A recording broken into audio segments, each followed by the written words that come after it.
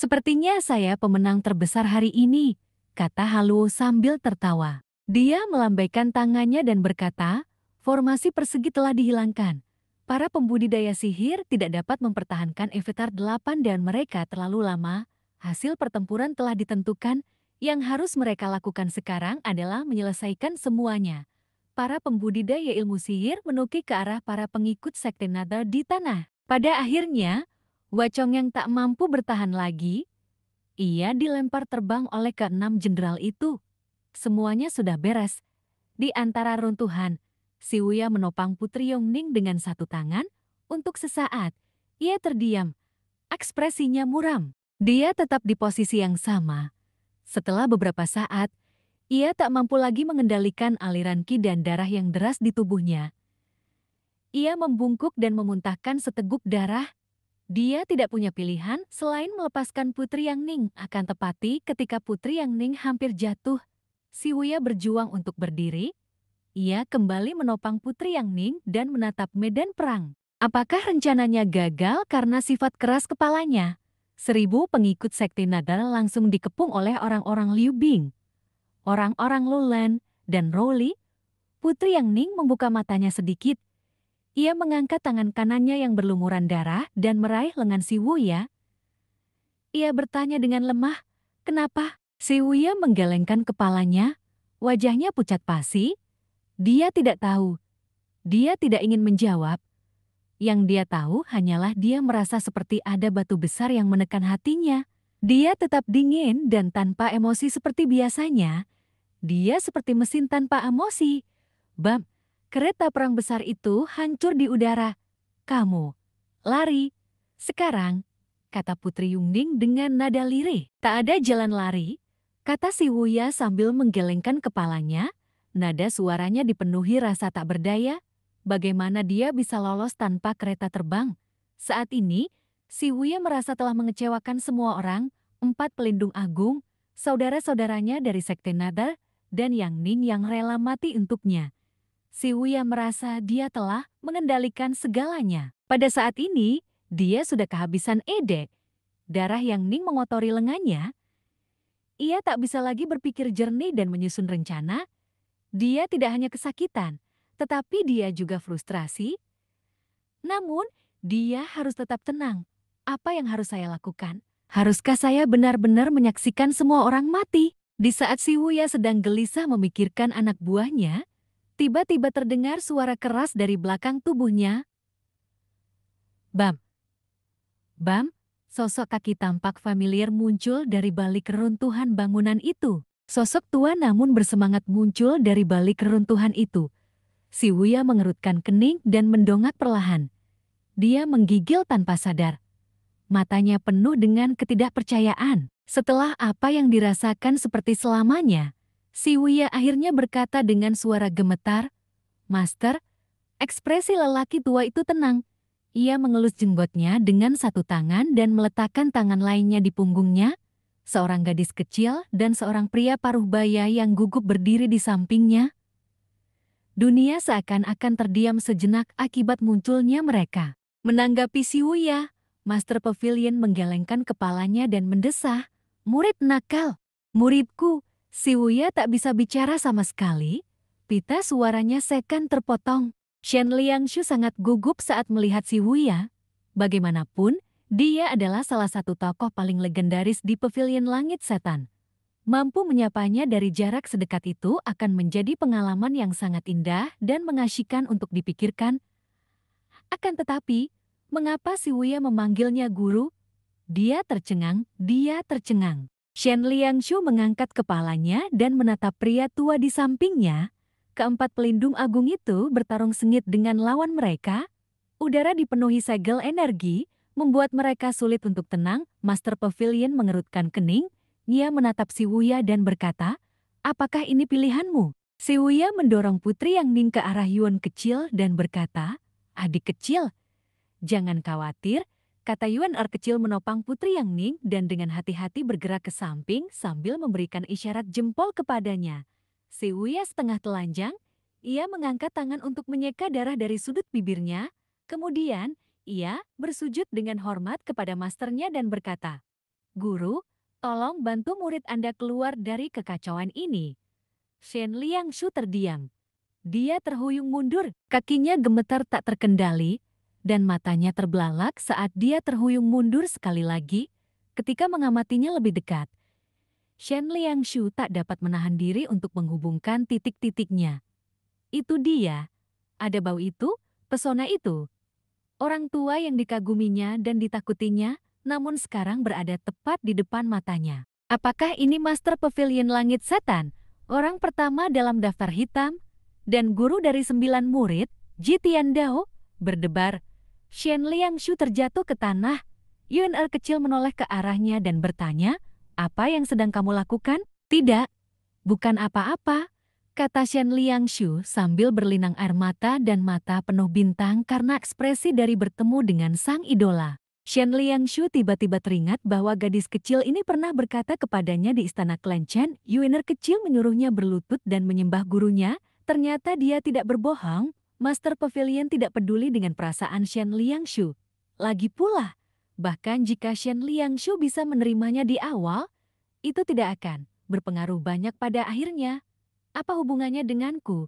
kata Master Pavilion menanggapi permintaan si Wuya. Mendengar jawaban dari masternya, si Wuya terdiam dan juga merasa sedikit bersalah karena dia memang bukan murid yang patuh dan juga beberapa kali melarikan diri. Ekspresi Master Pavilion tetap tidak berubah. "Bukankah kalian sendiri yang menyebabkan semua ini? Mengapa orang tua ini yang harus membereskan kekacauan ini untukmu?"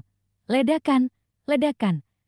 Di bawah serangan Eveta Raja Serigala, kereta perang besar Sekte Nader jatuh ke tanah dan menghancurkan banyak bangunan.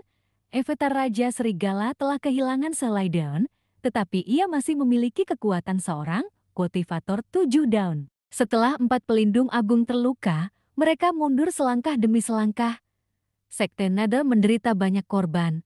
Liu Bing tidak bergerak, 6 jenderal itu melayang di udara dan tidak melanjutkan serangan. Itulah perubahan situasi pertempuran.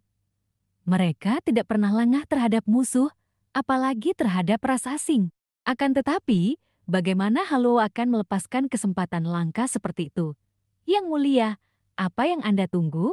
Selama 4 pelindung agung Sekte Nader belum disingkirkan. Bagaimana Anda bisa merasa tenang?" kata Haluo. Liu Bing mengerutkan kening saat menatap Haluo yang tampak puas.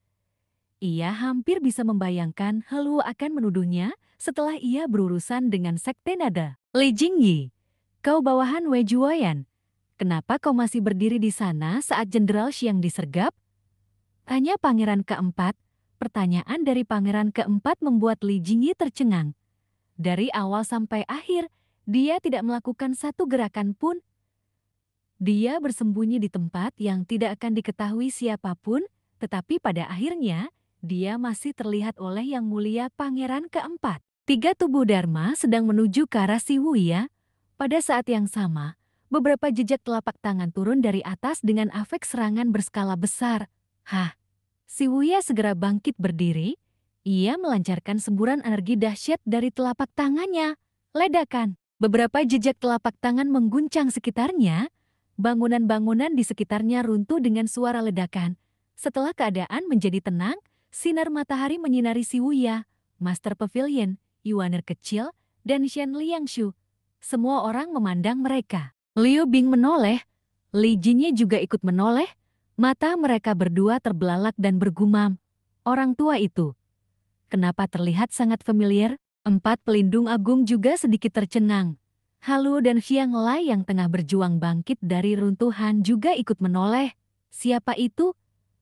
tanya mereka berdua penasaran. Karena semua orang memperhatikannya, Master Pavilion balik menoleh ke arah mereka dengan tatapan mata yang tajam dengan sedikit mengeluarkan kekuatan. Pandangan Master Pavilion membuat Liu Bing terkejut. Tubuhnya lemas hingga membuatnya jatuh. Para penjaga agung yang ada di sampingnya terkejut dan berkata, "Yang mulia, Pangeran keempat." Napas Liu Bing menjadi tak beraturan. Dia merasa seolah-olah jantungnya dipukul oleh palu. "Mengapa dia ada di sini?" gumam Liu Bing dengan ekspresi wajah penuh ketakutan. Xiang Lai selalu tinggal di ibu kota ilahi, dan dia belum pernah melihat Ji Tiandao sebelumnya. Dia hanya menatap lelaki tua di hadapan si Wuya dengan ekspresi aneh. Siapa yang membuatnya berlutut? Karena Haluo merasa sedang di atas awan, jadi dia tidak mempedulikan kemunculan Master Pavilion. Dia acuh tak acuh dan berkata, siapapun yang berani melawan, bunuh mereka semua. Sambil dia melambaikan tangannya, orang-orang Lulan dan Rowley menyerang Si Wuya seperti sekawanan serigala liar. Master Pavilion melirik Si Wuya dengan kondisi tidak berdaya yang sedang melihat anak buahnya diserang habis-habisan. Melihat hal tersebut, Master Pavilion bergumam, dalam situasi seperti ini, mustahil baginya untuk tidak ikut campur tangan. Dalam situasi keputusasaan, Si Wuya menjatuhkan dahinya ke tanah.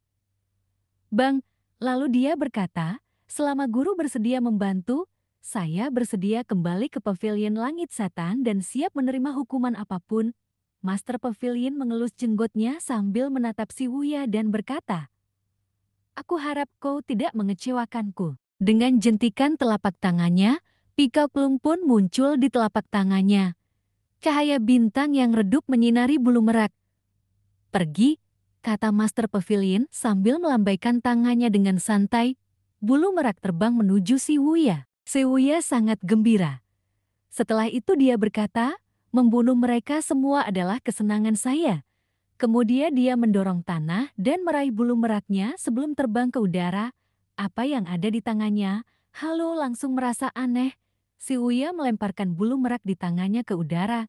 Bulu merak berputar cepat dan berdengung. Segera setelah itu, ia terbelah menjadi dua dan berubah menjadi bentuk seperti kipas raksasa. Bulu merak diselimuti energi bintang keemasan. Bulu merak ada di sebelah kiri dan kanan. Dia mendarat di punggung Si Wuya. Master Pavilion mendongak sedikit dan mengangguk. Burung merak itu merentangkan ekornya. Haluo adalah kultivator 7 daun, jadi dengan refleks. Dia bisa mengetahui kalau ada bahaya yang mengarah kepadanya. Dia berteriak, tidak bagus, mundur, untuk memberi peringatan kepada bawahannya. Mereka merasakan energi vital di sekitar mereka tersedot oleh Pikaklung. Energi vital diserap oleh bulu merak dan membentuk sayap burung merak. Inilah ciri khas unik dari Pikaklung senjata Si Wuya. Seindah burung merak yang membentangkan ekornya, cahayanya cemerlang dan mempesona. Namun, tepat ketika seseorang terpesona oleh makhluk yang mengejutkan ini, ia akan direnggut nyawanya. Si Wuya terbang maju, wajahnya tanpa ekspresi saat dia mengepakkan sayapnya yang besar. Setiap kali kepakan, jarum-jarum energi yang tak terhitung jumlahnya melesat keluar. Bam, bam, bam, para kultivator Rowlian dan Lulan terkejut dengan serangan mendadak Si Wuya. Mereka ingin berbalik dan melarikan diri. Tetapi, sudah terlambat. Jarum energi yang memenuhi udara menghujani bagaikan badai dan menusuk dada mereka dengan kekuatan longsor. Engah, engah, engah. Satu persatu orang-orang Rowlian terjatuh ke tanah. Ding membunuh target. Hadiah? 10 poin prestasi. Ding membunuh target. Hadiah? 10 poin prestasi. Master Pavilion tidak terkejut mendengar pemberitahuan ini. Meskipun tidak banyak, itu lebih baik daripada tidak sama sekali. Penduduk Lulan pada awalnya adalah praktisi sihir, pertahanan mereka lemah, jadi wajar hanya menghasilkan poin sedikit. Tuan ketujuh, Wacong yang terkejut, burung merak yang membentangkan ekornya. Sudah lama aku tidak melihatnya, kata Bai Yuking penuh semangat sambil menyeka darah dari sudut bibirnya. Aku ingat terakhir kali aku melihatnya adalah saat pertempuran di Gunung Pingdu. Tuan ketujuh dan ketua sekte bekerja sama membangun fondasi sekte Nada. Aku tak menyangka akan melihatnya lagi setelah sekian tahun, kata Hucong yang penuh kegembiraan. 3 pelindung agung lainnya menatap langit. Sayap besar Si Wuya sungguh mempesona. Mereka menyerbu suku lain dan orang-orang Liu Bing tanpa ampun. Mundur, mundur segera. Teriak Liu Bing memberi perintah dengan panik. Dia tidak punya waktu untuk menjelaskan kepada bawahannya. Bahkan ke-6 jenderal pun panik melihat kejadian ini dan mereka mundur berkali-kali. Si Wuya menyerang dengan membabi buta hingga membuat musuh-musuhnya berterbangan. Hal tersebut membuat Haluo panik dan terkejut tak percaya. Amarah dan kebenciannya berkobar, matanya memerah.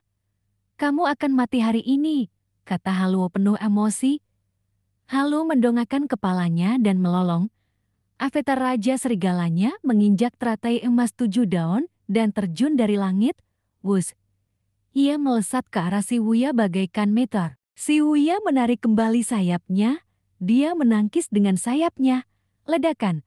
Si Wuya mundur dan mengembangkan sayapnya. Tutup. Bang bang bang bang. Jarum energi yang rapat melesat ke arah avatar Raja Serigala. Haluo menyerbu maju dengan avatarnya secepat kilat. Lagi pula, 6 daun tetaplah 6 daun, kata Haluo dengan nada meremehkan. Dia terbang ke tengah avatar Raja Serigalanya dan menyatu dengannya. Tubuh Dharma tampaknya memanifestasikan meridian emas yang transparan dan berkilau. Bang, bang, bang, dia menangkis semua jarum energi. Di saat yang sama, 6 jenderal pangeran keempat terbang kembali ke kapal. Salah satu jenderal agung membungkuk dan berkata, "Yang mulia, ini adalah kesempatan besar untuk mengalahkan Sekte Nada dan suku-suku lainnya dalam satu serangan." Mendengar hal tersebut, Liu Bing menamparnya, menyebabkan jenderal besar tercengang dan bingung harus berbuat apa. Liu Bing menelan ludah dan berkata, mencari kesempatan. Melarikan diri, katanya lagi, sembari mata yang berlinang dan gigi yang menggigit bibir. Berlari? Mengapa dia melarikan diri? Para jenderal lainnya juga tercengang. Benar, mengapa mereka harus melarikan diri? Dilihat dari sudut manapun, itu adalah situasi di mana nelayan meraup keuntungan. Pertarungan antara si Wuya dan Haluo telah membuahkan titik terang. Terlihat si Wuya terjatuh oleh serangan Haluo. Hal tersebut membuat Wacong yang panik dan berteriak, "Tuan ketujuh!" Namun, bagi Haluo itu adalah prestasi yang gemilang, karena bisa mengalahkan salah satu murid pavilion langit setan. "Aku Raja Serigala yang paling kuat," kata Haluo sambil terbahak-bahak. Tepat setelah itu, Haluo menyerang si Wuya lagi dengan avatar Raja Serigalanya. Si Wuya mengerutkan kening dalam-dalam. Ia melipat sayapnya dan mundur dengan tergesa-gesa. Pada akhirnya, si Wuya bisa melarikan diri dari serangan Haluo. Setelah itu, di atas reruntuhan yang telah rata dengan tanah, sebuah panah energi biru samar melesat ke arah mereka dari jauh. Semua orang di kereta terbang pangeran keempat terkejut melihat panah itu. Begitu pula dengan Li Jingyi, terlihat dari ekspresi di matanya. Panah energi itu setebal pohon besar dan sepanjang pilar yang menjulang tinggi. Panah itu melesat di udara dan melewati Li Jingyi. Panah energi ungu itu juga melintas di depan pangeran keempat. Panah energi ungu itu juga melewati Xiang Lai dan membuatnya mendongak ke atas. Anak panah energi yang seperti meteor itu melesat ke arah Haluo membuatnya terkejut dan tak percaya. Pada akhirnya anak energi melesat dari sisi kanan langit ke kiri, lalu mengenai dahi Raja Serigala. Bam, itu akurat. Avatar Raja Serigala langsung hancur berkeping-keping, menyisakan Haluo yang masih di udara dengan tubuh yang tidak utuh dan pandangan yang kosong. Kejadian tersebut membuat semua orang yang melihatnya tercengang. Baik dari pengikut pangeran keempat, Li Jingyi juga tercengang. Terlihat dari sorot matanya. Begitu pula dengan Xiang Lai dan pengikutnya.